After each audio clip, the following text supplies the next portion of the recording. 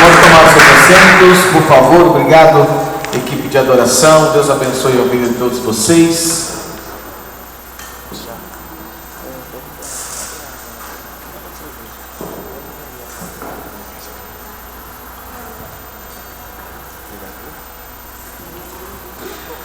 João capítulo 2. João capítulo 2.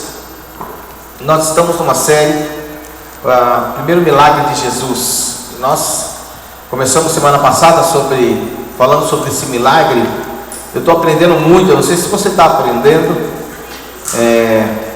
Nós usamos essa ministração um pouco diferente nas nossas células. Na minha célula foi maravilhosa, eu não sei os outros líderes se foi legal, mas nós descobrimos várias coisas bacanas em relação a isso e estamos dando aí continuidade. Falar um pouco mais sobre isso, né? Como Jesus ele agia quando ele queria falar sobre o reino, influenciar as pessoas. Ele queria estar com as outras pessoas, então ele não recusava um convite de alguém para poder estar, para que ele pudesse estar na casa dessa pessoa. E é muito bom, né, entender como é a estratégia de evangelização. Você pode evangelizar dentro da sua casa, pode evangelizar com seus amigos. Não é ter aquela cara de crente, né, carrancudo, mas ter lutar para que você desapareça, Jesus apareça através da sua vida e que você possa ter a oportunidade de falar de Jesus para várias pessoas.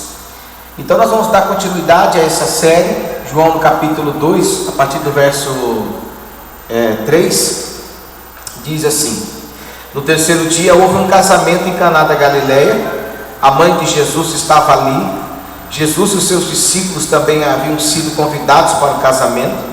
Tendo acabado o vinho, a mãe de Jesus lhe disse: não tem mais vinho. Respondeu-lhe Jesus: mulher, que tenho eu contigo? Ainda não chegou a minha hora. Sua mãe disse aos seus serventes: fazei tudo o que ele vos disser. E estavam ali 6 talhas de pedra que os judeus usavam para as purificações, e cada uma levava 2 ou 3 metretas. Disse-lhe Jesus: enchei de água essas talhas, e encheram-nas até em cima. Então lhes disse: tirai agora e levai ao mestre de sala. Eles o fizeram, e logo o mestre de sala provou a água transformada em vinho, não sabendo de onde viera, se bem que sabiam os serventes que tinham tirado a água. Chamou o noivo e disse: todos, porém, põem primeiro o vinho bom, e quando já beberam fartamente, então o inferior. Mas tu guardaste até agora o bom vinho. Este, o primeiro dos seus sinais miraculosos, Jesus realizou em Caná da Galileia, e assim ele revelou a sua glória, e seus discípulos creram nele. Glória a Deus. Só até aí que eu quero ler. Só para falar um pouco mais sobre esses vasos, eu não tenho agora quanto que eles suportavam, mas não vai imaginar um vaso pequeno não. Era um vaso maior do que esse púlpito aqui, tá? Eram vasos maiores do que esse. Só você procurar pelo Google, você vai descobrir como eram esses vasos aí. Eram vasos enormes. Então, não era uma garrafa ou um vaso pequeno que Jesus foi lá e transformou. Ele transformou vários vasos daqueles cheios de água em vinho. Bom, mas não é esse a nossa mensagem hoje. Eu quero falar sobre por que Jesus, para quem não sabe, Jesus iniciou o seu ministério de milagres dentro de um casamento. Isso já é muito assim, um sinal para as nossas vidas, né? Agora, por que Jesus ele fez esse milagre justo num casamento? Primeiro, talvez o vinho tenha acabado. Alguém disse, talvez o vinho tenha acabado por causa da presença dos discípulos de Jesus naquele lugar. Então, muita gente seguia Jesus. Então, às vezes a gente não está preparado, né? Que nem ontem nós fizemos aí graças a Deus, fizemos uma feijoada aí, glória a Deus, né? E simplesmente acabou. Muitas pessoas pedindo, mas tivemos que falar que tinha acabado a nossa feijoada. E isso às vezes acontece, você está fazendo uma festa, você não está preparado para receber várias pessoas e acaba acabando, né? É assim que acontece. Imagina, a nossa ideia se quer que quando nós aqui da nossa igreja fazemos algum tipo de festa, não acaba. Eu não sei o que acontece, é Jesus nessa festa todas as vezes, porque por menor que seja aquilo que nós fazemos, todo mundo sai daqui farto e satisfeito, ainda levam para casa, porque minha sogra tem o ministério da marmitinha, né? Ela traz umas tapauezinhas e distribui para todo mundo. Tem gente que até nem vem na festa e diz: Ivone, não esquece, separa a minha marmitinha, né? Bom, mas amém. Talvez tenha acabado o vinho por causa de uma grande quantidade de pessoas. Talvez acabou o vinho. Eu gosto dessa parte porque a festa era um costume. Eu já ensinei isso. A festa de casamento não era apenas 4 horas como se faz por aí, né? Se aluga um salão e fica 4 horas lá. Não, eram 7 dias. Então talvez eles não tinham se preparado para isso. Mas uma outra coisa que me chamou a atenção é essa daqui. Isso aqui é legal. A dificuldade financeira tanto do noivo e da noiva. Olha que coisa linda. Eu e a minha esposa, nós vivemos isso no nosso casamento. Nós ganhamos, não tínhamos condições, né, amor? Nós casamos pela fé mesmo. Nós não tínhamos condições, mas ganhamos bolo, ganhamos salgado, ganhamos um monte de coisa, irmão. E aí eu vou dizer para você que teve gente que não levou tapaué não, meu irmão. Foi sacolas e sacolas e sacolas. Mas veja como Deus se preocupa até mesmo com as condições de um casal, né? Deus se preocupa com isso. Bom, o que eu quero passar para vocês é sobre a questão de Maria. Maria, a Bíblia diz que ela sentiu a falta do vinho. Foi ela que descobriu, ou de repente alguém deve ter chegado para ela e disse para ela: olha, o vinho acabou. E é engraçado porque se você é um convidado, a não ser que seja um convidado íntimo, mas quando você é um convidado normal, ninguém chega para você e fala para você: olha, acabou o salgadinho, acabou. Ninguém fala para você. Mas quando você é uma pessoa íntima, então alguém pode até chegar, alguém daquela festa chega e diz: olha, estou com um problema, acabou alguma coisa, e agora o que nós vamos fazer? Então Maria, provavelmente ela tinha uma íntima conexão com a família que estava celebrando aquele casamento. E o primeiro ponto que a prova disso é que ela teve o conhecimento da falta de vinho. A Bíblia não diz que as outras pessoas perceberam, ninguém percebeu que faltou o vinho. Maria percebeu que faltou o vinho. Segunda coisa, que depois, no decorrer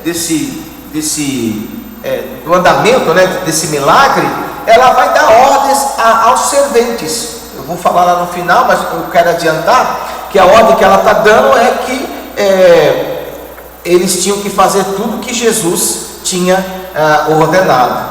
Então, veja, a falta de vinho para o celebrante, para aquele homem que tinha convidado, era uma desonra. Fique imaginando, isso acontece, irmão. A gente não consegue agradar todo mundo, não é? Mas isso acontece. Se é uma mesa farta, alguém vai reclamar de alguma coisa. Imagina se faltar, né? Se você está sendo convidado para uma festa, não é você, mas tem gente que fala assim: eu nem gostei, que aquele som estava alto, aquela comida estava salgada, e foi convidado, não gastou nada. Agora imagina se falta. Então o celebrante, ele seria ali, ficaria chato para ele. E Jesus, ele estava naquele momento, ele estava no momento certo, na hora certa. Glória a Deus por isso. E como eu ministrei já para vocês, é muito bom quando nós sempre convidamos Jesus para estar em qualquer área da nossa vida. Grava isso. Sempre convide Jesus para estar em qualquer área da sua vida. Nenhuma dessas áreas que você pode imaginar, você pode andar sozinho. Você não vai conseguir nada sozinho. Você sempre vai conseguir se você convidar Jesus para estar aí com você. Agora, falando um pouco sobre Maria, aqui ela nos ensina uma coisa maravilhosa. Maria vai procurar Jesus. Ela procura Jesus, porque Jesus não tinha iniciado seu ministério ainda, não tinha dessa forma de milagres, né? Ele sai, todo mundo sabe que ele sai do deserto no poder do Espírito Santo. Ele vai até uma sinagoga, ele lê o pergaminho que fala sobre o ministério dele, mas ele inicia o seu milagre num casamento. Quem é que sabia quem era Jesus? Só Maria. Nem mesmo, a Bíblia diz aqui que nem mesmo os discípulos tinham total convicção de quem era Jesus. Está escrito aí no capítulo 2 e no verso 11 que eu li para você, que depois daquele milagre eles começaram a acreditar. Mas Maria sabia quem era Jesus. Por que ela sabia? Aqui no livro de Lucas, se você acompanhar aqui comigo, Lucas no capítulo 1, Lucas capítulo 1, acompanha aí comigo, Lucas capítulo 1 no verso 30, diz assim: disse-lhe então o anjo, isso aqui é o anjo falando para Maria. Aê, glória a Deus. Disse-lhe então o anjo: Maria, não temas, você achou graça diante de Deus, conceberás e darás à luz um filho, e por-lhe-ás o nome de Jesus. Agora veja, só ela tinha essa revelação. Este será grande e será chamado Filho do Altíssimo. Só Maria guardava isso dentro do seu coração. O Senhor Deus lhe dará o trono de Davi. Ela tinha esse conhecimento. Davi, seu pai. E verso 33: ele reinará eternamente sobre a casa de Jacó, e o seu reinado não terá fim. Olha o que diz aí o verso 35 ainda, 34. Disse Maria ao anjo: como se fará isto, visto que não tenho relação com homem algum? Respondeu-lhe o anjo: descerá sobre ti o Espírito Santo, e o poder do Altíssimo te cobrirá com a sua sombra. Por isso, o ente santo que de ti há de nascer será chamado Filho de Deus. Então ela tinha um conhecimento que ninguém tinha. Ela sabia que aquele menino que estava sendo gerado dentro dela, que não foi gerado por causa de um relacionamento sexual com José, mas foi gerado pelo Espírito Santo, ela sabia que aquele menino era um menino sobrenatural. E aí eu quero te dizer sobre essa questão. A única forma de alguém entrar nesse mundo é através do nascimento de uma mulher. Então Jesus, ele nasce pela porta certa. Satanás, ele não nasceu de uma mulher. Satanás, ele é um espírito, os demônios são espíritos, e a única forma deles entrarem dentro das pessoas é através das portas que as pessoas abrem do pecado. Então eles entram e dominam essas pessoas. Mas deixa eu te falar, Jesus, além de ser filho de Deus, dá uma glória a Deus aí bem forte, meu irmão, ele não possuiu ninguém. Ele foi gerado, a Bíblia diz, foi gerado dentro do ventre de uma mulher. Então ele também assume uma forma corpórea, ele tem um corpo humano, e ele nasce e se desenvolve no decorrer de 30 anos. Com seus 30 anos ele assume seu ministério, fica 3 anos e meio curando, libertando as pessoas, morre na cruz do Calvário, ressuscita ao terceiro dia, não como espírito, porque a Bíblia diz que o túmulo aonde ele foi sepultado está vazio. Então ele não ressuscitou em espírito, ele levou aquele corpo, e ele tem um corpo glorificado lá na glória junto ao nosso Deus. Dá glória a Deus por isso. É por isso que eu e você temos acesso à sala do trono de Deus. É por causa disso. Jesus não ressuscitou em espírito, ele ressuscita com o seu mesmo corpo. Amém ou não amém? Bom, mas aqui tem um ensino para nós, e eu escrevi aqui: a intimidade, se você quiser copiar, a intimidade precisa ter níveis de relacionamento. Intimidade precisa ter níveis de relacionamento. É aqui que você começa a crescer um pouco mais. Por quê? Porque Maria não entendeu isso. Maria, ela mistura um pouco daquilo que era ser mãe, porque ela era mãe de Jesus, não dá para a gente negar isso, ok? Amém? ela era assim, ela foi a pessoa que gerou. Então, durante muito tempo, você acha que Jesus não chamou a Maria de mãe? Ou Jesus já nasceu assim com, imagina, quantos meses tem, quantos anos tem sua filha? 2 anos, imagina com 2 anos, ela já falando sério, você não é minha mãe. Com certeza, ele aprendeu a chamar Maria de mãe. Então, essa intimidade que Maria tinha com Jesus, levou ela a errar no seu pensamento. Sabendo ela que o vinho tinha acabado, ela sussurra, tipo assim, sabe quando você sabe que fulano garante? Tipo assim, imagina, você tem um amigo, né? E aí esse amigo tem um baita de um dinheiro. Estou profetizando aí já. É milionário, né? É milionário. Aí eu chego para você, abro o meu coração para você, e o seu amigo está do seu lado. Aí você chega e fala assim: você está precisando de quanto? Entendeu? Foi o que Maria fez.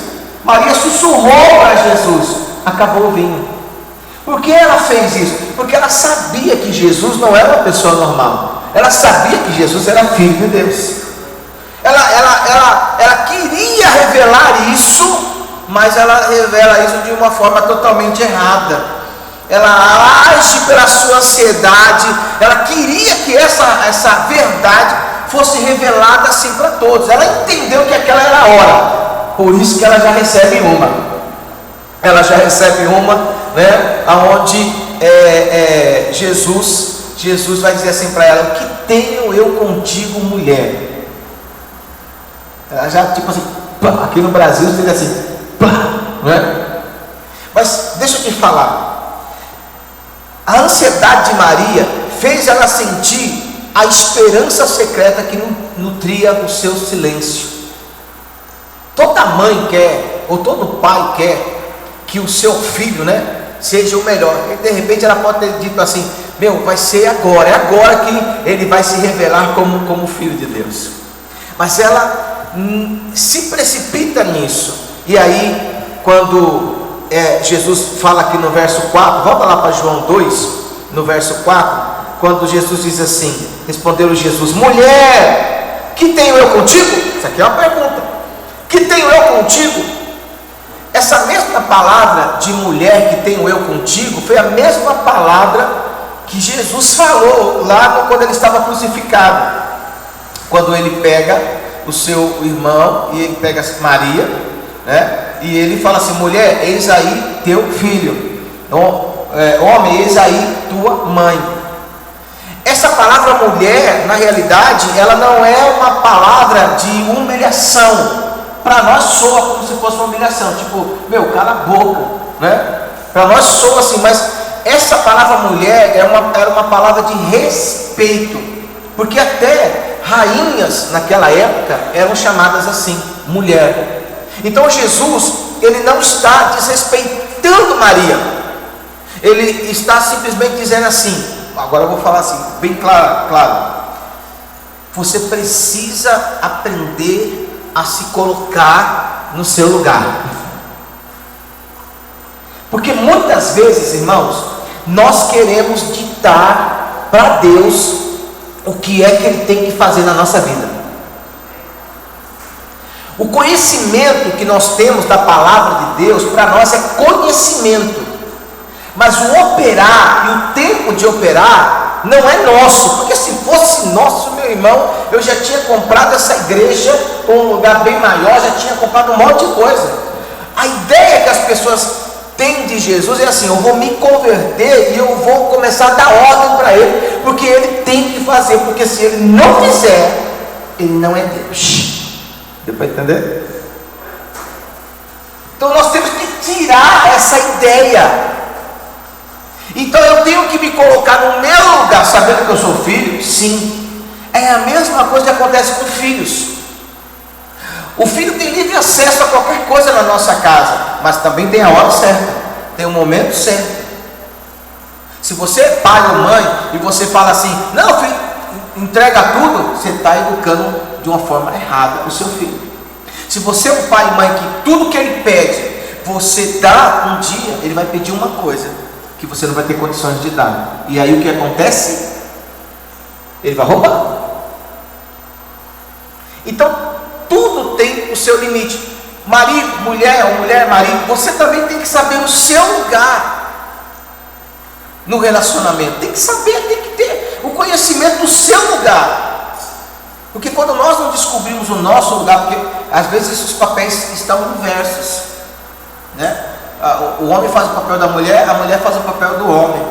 E quando a mulher faz o papel dos dois, ela já está louca, já está indo para o hospício, meu irmão. E às vezes o homem até gosta, não é bem que ela está fazendo tudo. Cada um de nós temos o nosso lugar, cada um de nós temos o nosso papel. Aí você está me perguntando, já que eu já estou aqui, e quando o meu marido, a minha esposa não assume o lugar? Não é problema seu, é problema de Deus.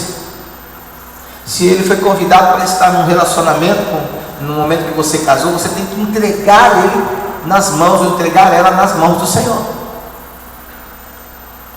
Alô? Quem está aqui comigo? Então, deixa eu te falar, quando Jesus ele diz assim, ainda não é chegada a minha hora, que tenho eu contigo, mulher? Jesus estava dizendo para ela, a primeira coisa ele estava dizendo para ela, você não é mais a minha mãe, porque Jesus está olhando espiritualmente. E crescimento espiritual, nós temos muito conhecimento natural, mas quando você se converte, você precisa ter crescimento espiritual. Quando eu estava numa cidade, eu não sou acostumado a isso, eu não gosto de bajulação, eu gosto de presente, amém? Fica aí a dica, ok? Ok? Amém? Pergunta para o irmão que fala para o seu irmão do seu lado, você entendeu, né? Você entendeu? Ó, quer me ganhar, me dá um presente, tá bom? Eu sou assim, minha linguagem de amor, amor, é isso? Minha linguagem. Eu entendo que você me ama, não é que eu fico pedindo, mas eu entendo que você me ama quando você me dá um presente. Aí, eu nasci assim, tá bom? É a minha linguagem, gente, tá? Eu fiz a pesquisa, essa aqui é a minha linguagem, eu não tenho culpa, certo? Mas então, aí eu nem sei porque eu falei isso, eu acho que eu estou no natural. Vamos voltar no espiritual.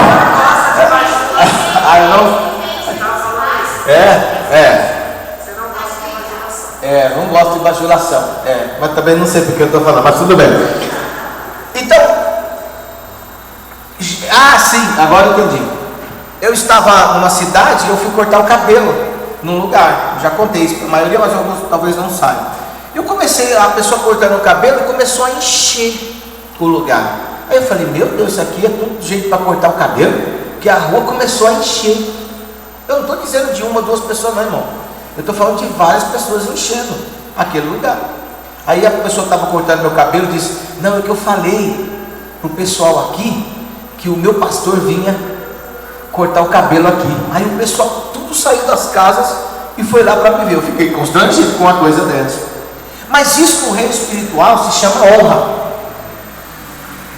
E crescimento espiritual vem com esse entendimento, honra. Porque às vezes a intimidade natural que nós temos atrapalha o relacionamento espiritual. Porque quando você sabe quem é Jesus, como você sabe qual é o patamar que ele está, o nível que ele está, e quando você descobre qual é o seu lugar, irmão, o teu nível de relacionamento vai crescer dia após dia. E eu deixo te falar uma coisa, quando nós temos intimidade, o problema é esse, que a intimidade leva você a conhecer a pessoa que você tem intimidade de uma forma que você não quer. Eu me fiz entender? Eu tenho certeza que a minha esposa se decepcionou comigo e eu também, quando nós acordamos no primeiro dia. Eu me assustei quando vi. Foi com ênfase, eu também. E ela disse, eu também. A intimidade te leva a você descobrir coisas que às vezes você não gosta. A aliança com Deus nos leva a descobrir coisas que nós não queremos ouvir. Nós Deus. Então, quando você tem uma aliança com Deus, Deus vai falar, não é o que Ele pensa, é o que é a verdade para a nossa vida. Mas aí nós falamos assim: não, Deus, peraí, isso eu não quero, isso eu não aceito. Então Deus, Ele para, porque Ele te respeita, porque você ainda não está no mesmo nível de honra. Cara, eu tenho um pai espiritual, nós temos um pai espiritual. Quando eles falam uma coisa para a gente que é contrário, mas dói. Eu fui muito treinado nas imersões, quando muitas vezes eu estava lá fazendo tal coisa, e meu pai falava assim: meu filho, é desse jeito. E eu, é desse jeito, meu filho. Porque se eu tenho aliança, então eu vou ouvir coisas daquele a qual eu sou aliançado que eu não quero, que eu não gosto. Quem não tem aliança fala assim: eu posso falar essa palavra, tá? Eu estou de, sei lá, cheio. Me dá outra palavra aí. Eu estou de alguma coisa cheia, vai. Estou saturado. E eu não quero nem saber, não vou fazer ponto final. Por isso que as bênçãos da nossa vida não se completam. Porque nós achamos assim: eu tenho uma aliança, Ele vai fazer o que eu quero. Maria estava pensando assim: não tem vinho, oiê, acabou o vinho, está na hora. Mas Jesus estava dizendo assim: você não é mais minha mãe, eu te honro como mulher, mas você não é mais a minha mãe, eu estou num outro nível agora. Outra coisa, aquele período de sujeição, Jesus continuava honrando Maria, mas aquela sujeição de filho e mãe, ou mãe e filho, acabou. Porque ele começa o seu ministério. Um homem judeu, ele se torna adulto com 30 anos de idade. A partir dali, ele tem que andar sozinho. Eu sei que é difícil para as mães, para os pais, né? E toda mãe e pai que se envolve dessa forma atrapalha o crescimento e o amadurecimento dos filhos. Mas Jesus estava dizendo: eu agora sou o Messias. Ele entendeu o chamado dele.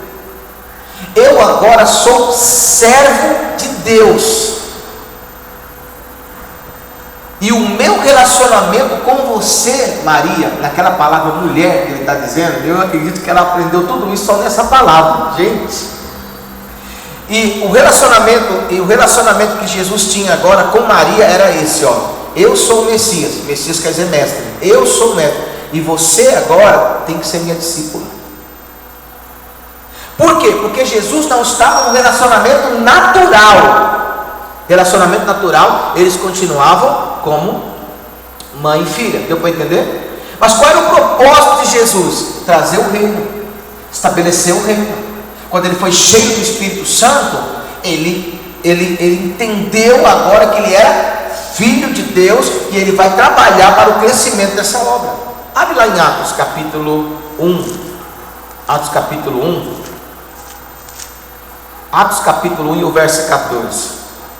Diz assim: todos estes perseveravam unanimemente em oração, e eles perseveravam também em súplicas com as mulheres. E quem é que se torna agora discípulo? Ela não estava lá porque ela era mãe. É diferente. Por exemplo, eu estou aqui, aí a pessoa fala assim: não, aquela ali é a sogra do pastor, temos que, né? Não, ela estava ali como discípula, porque a Bíblia diz que até ela, Maria, que era mãe de Jesus, junto com seus irmãos, estavam perseverando em oração. Então ela aprendeu a se colocar no lugar dela. Por isso que a Bíblia fala, irmãos, se nós não renunciarmos, pai, quando nós assumimos nossa maturidade espiritual, se nós não renunciarmos nossos pais e tudo que você pode imaginar, nós não somos dignos do reino. Quem sabe não é isso que está atrapalhando o seu boom na obra de Deus? O relacionamento natural entre Jesus e Maria, natural, escreva aí se você quiser, o relacionamento natural entre Jesus e Maria era de mãe e filho, ok? Jesus nunca esqueceu disso, foi através dela que ele precisava, ele sempre precisou dela. Aliás, aprenda isso, você sempre vai precisar de pessoas. Pode ser elas chatas ou não, sempre você vai precisar de alguém. Então aprenda a ter relacionamento com todo tipo de pessoa. Você não pode falar assim, esse aqui eu não quero, porque um dia você vai precisar de pessoas assim. Pode ter certeza que um dia você vai precisar. Então o relacionamento natural entre Jesus e Maria, natural, era de mãe e filho. Mas agora Jesus vivia uma esfera de um relacionamento mais alto. Quando você entra dentro da igreja, você tem que saber, não é que você tem que colocar o pastor lá em cima, ou a pastora lá em cima. Nossas palavras não são ordens para vocês, nunca vai ser. Som. Nunca. Não, voltou. Ei, voltou. Nunca vai ser. Nós não estamos aqui para dar ordem para vocês. No dia que isso acontecer, vai embora, porque a gente está na carne. Nós estamos aqui para ensinar. Então o que eu estou ensinando, ou a pastora vai ensinar, ou qualquer um dos nossos líderes aqui vão ensinar para você. Você pega a Bíblia e vai estudar.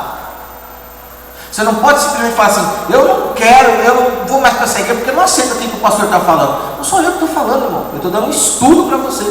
Você estuda e você tira as suas conclusões. Eu espero que as suas conclusões sejam conforme a vontade de Deus. Porque quando você, eu lembro que eu já falei isso, mas vou falar de novo. Estou lembrando. Eu lembro que eu briguei com um colega há muito tempo atrás, quando eu era novo convertido, nós brigamos mesmo. E aí, naquela noite, eu ainda não era curado, meus pais tinham saído, foram fazer uma visita, e eu não tinha medo de dormir à noite. E aí eu fui ler a Bíblia, eu li o Novo Testamento todinho, até clarear, até ficar umas 6 horas da manhã. Aí abri a janela, acendi as luzes, fiz um monte de coisa, aí fui quando eu dormi. Mas naquela madrugada eu li o Novo Testamento, e lendo o Novo Testamento, para cada versículo, Deus falava assim para mim, você tem que ir lá e perdoar. Você tem que ir lá e perdoar. Você tem que ir lá e perdoar. Você tem que ir lá e perdoar. Não tem jeito. Então nós ensinamos. Você anota, vai na Bíblia, estuda, vê se realmente aquilo que nós falamos é verdade. Aí você escolhe. Se você tem um nível de aliança, se você tem um nível de relacionamento com Jesus, se você tem realmente, se você entende que Ele é superior, se você entende que Ele está no controle de todas as coisas, você vai confiar naquilo que Ele falou.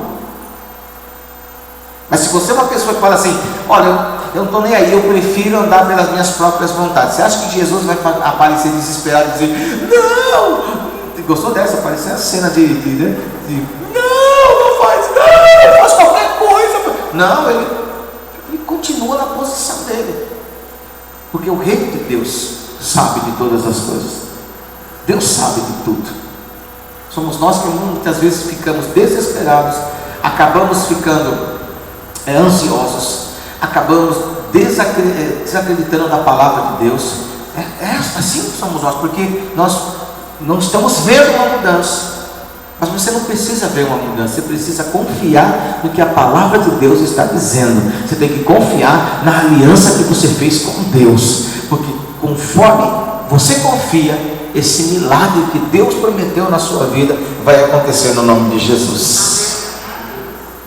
Jesus, e eu pedi para você ler lá em Atos, capítulo 2, verso 48.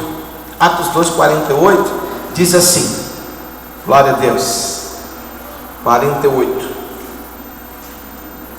Falei Atos, mas é Lucas, tá? Desculpa. Lucas 2, 48. Lucas 2, 48 fala assim: quando o viram, maravilharam-se, e sua mãe lhe disse: filho, por que fizeste assim para conosco? Teu pai e eu, ansiosos, te procurávamos. Isso aqui foi quando Jesus ele apareceu aqui pela primeira vez com 12 anos. Eles estão indo lá para Jerusalém oferecer sacrifício, porque era uma prática, cada ano eles tinham que ir lá. Só que dessa vez, na companhia, eles iam com mais pessoas, quando eles estão voltando, no terceiro dia, eles sentiram a falta do Jesus, que tinha 12 anos. Que pai e mãe, no terceiro dia. Eles acharam, deve estar com os nossos parentes lá, então deixa eles lá no terceiro dia. Sentiram, e aí perceberam que Jesus não estava na companhia, e aí voltaram para a cidade e começaram a procurar Jesus. E aí, quando acharam Jesus, olha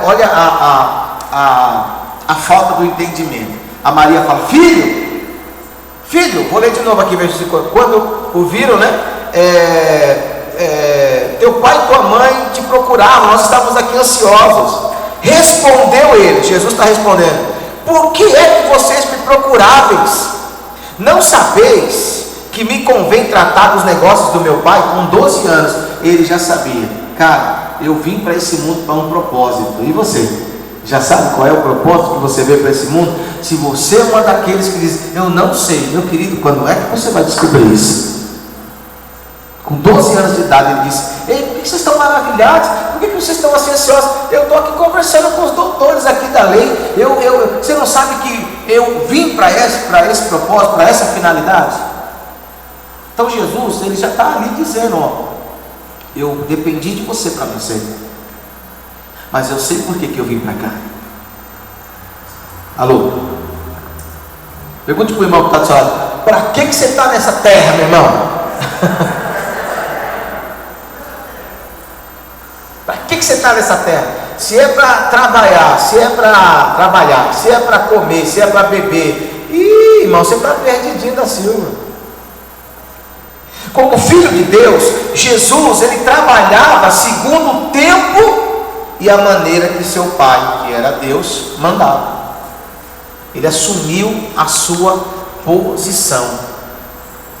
O tempo e a maneira do ministério de Jesus dependiam das considerações mais altas do que as da carne e de sangue. Ele comprou essa identidade dele, e ele trabalha em cima disso. Ó, irmão, nós temos que fazer assim. Você quer viver milagres? Não adianta viver. Eu sei, nós temos que trabalhar mesmo. Aqui no mundo tem que trabalhar, aqui no mundo tem, mas não perca a sua identidade de filho ou de filha de Deus. Entenda que tudo aquilo que Deus abre, portas que Deus vai abrir na sua vida, não é para você, mas é para que o reino seja expandido. Aonde Deus for colocar você, é para que o reino seja expandido. Mateus no capítulo 12, você abre em Mateus capítulo 12, porque no dia que Deus não quiser mais, da noite para o dia, meu irmão, você sai. Da noite para o dia. Mateus capítulo 12 e o verso 46 diz assim, 12:46. Falando ele ainda à multidão, aqui Jesus, sua mãe e seus irmãos estavam do lado de fora, pretendendo falar-lhes. Disse-lhe alguém: a tua mãe e o teu irmão estão lá fora e querem falar-te. Porém ele respondeu ao que lhe deram o aviso: quem é minha mãe? E quem é meus irmãos? E estendendo a mão para os discípulos, disse: aqui estão a minha mãe e meus irmãos, pois todo aquele que fizer a vontade de meu Pai que está nos céus, esse é o meu irmão, irmã e mãe. Você está aqui? Você pode dar uma glória a Deus aí bem forte, irmão? Então isso precisa acontecer nas nossas vidas. Assumirmos a nossa identidade de filhos de Deus, assim como Jesus assumiu essa identidade, não humilhando Maria, mas entendendo que ele estava num nível acima dela, um nível espiritual, e que ele precisava trabalhar em prol do reino de Deus.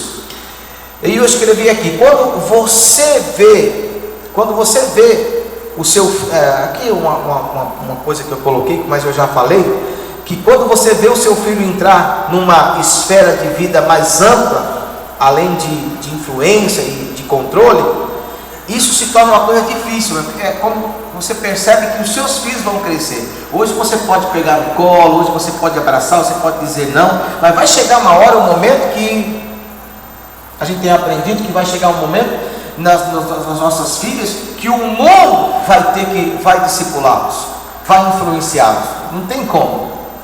Por isso que tem que trabalhar agora. Porque quando eles forem para lá, você não vai poder estar com eles na faculdade, você não vai poder estar com eles. Minha filha já está dizendo, olha, o ano que vem, papai, tem uma viagem para Porto de Galinhas. Aí eu perguntei para ela, tá, e aí? Não, é que eu vou. Então ela está me preparando para o ano que vem, que é a formatura dela do terceiro, uma viagem para Porto de Galinhas. Então você está entendendo? Chega um momento na nossa vida que não tem mais como você falar não. Mas é esse momento que você precisa confiar no Senhor. E que toda semente que você lançou nos seus filhos, ela vai produzir um resultado com toda certeza. Para a gente terminar, Maria, ela entendeu qual era a situação dela ali rapidamente. Com doçura e humildade, ela aprendeu aquela palavra. Ela disse, eu agi, eu me precipitei. Não se precipite nas tuas decisões. Não é se precipitando, não é sendo ansioso que você vai gerar uma atenção de Deus e Deus vai fazer o que você quer. Tudo, fala para a pessoa que está do seu lado, tudo já está preparado. Por isso que no verso 5, quando você volta lá em João capítulo 2, verso 5, está escrito, fazei tudo quanto ele vos disser. O que é que Maria fez? Ela não lançou mão da sua fé, ela continuou acreditando, porque ela sabia que aquele que nasceu no seu ventre era o Filho de Deus. Ela não deixou a sua esperança apagar, ela fez daquela esperança uma chama viva. Quando ela escuta aquela palavra, ainda não, quem é que gosta de ouvir não? Ninguém, nem eu. O pessoal aqui está empolgado, porque quando você fala uma coisa que alguém fala não, qual é a sua reação? Você já cruza os braços, sim ou não? Olá, vocês estão comigo? Por que não? É assim, cadê a Márcia? Vem mais, está aprendendo? Por que não? Mas Maria não fez assim. Maria não fez, como, menino, vou te dar uns tapas. Você tem 30 anos, mas eu ainda dou uma lapada em você. Não, ela disse, eu não estava entendendo, eu estava misturando, mas eu sei que você tem uma autoridade maior. Então esse ainda não lhe trouxe um crescimento de confiança. Ei, fala para o irmão que está do seu lado. Quando você ouvir não de Deus, não, fala mais forte. Quando você ouvir o não de Deus, que você possa crescer em confiança, porque aquilo que Ele prometeu, Ele é fiel para fazer na sua vida. Não, aponta o dedo para a pessoa que está do seu lado e fala assim, quando você aponta mesmo o dedo, gente, vai, os 5 dedos, 10 dedos que você tem aí, dedos, e diz assim, quando você ouvir o não de Deus, não é para você desistir, é para você crescer em confiança.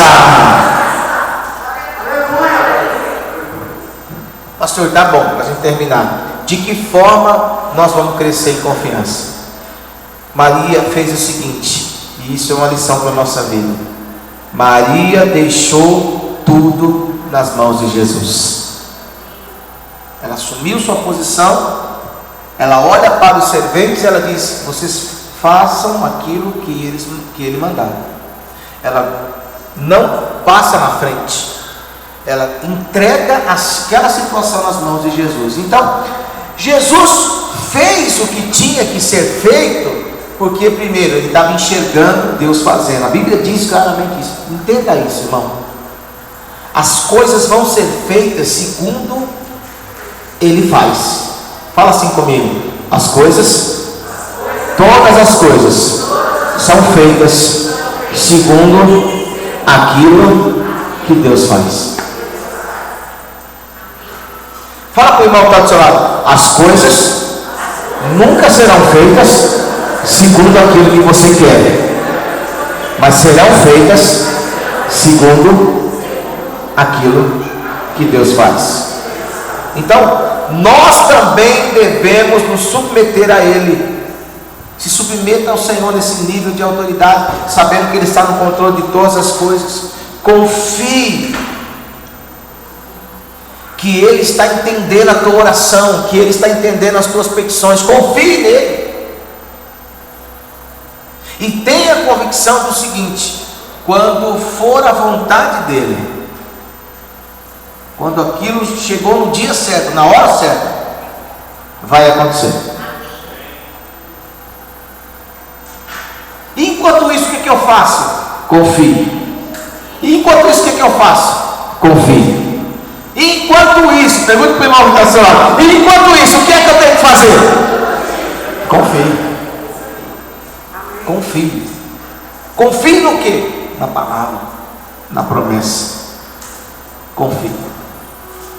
Vamos aplaudir o Senhor Jesus nessa hora.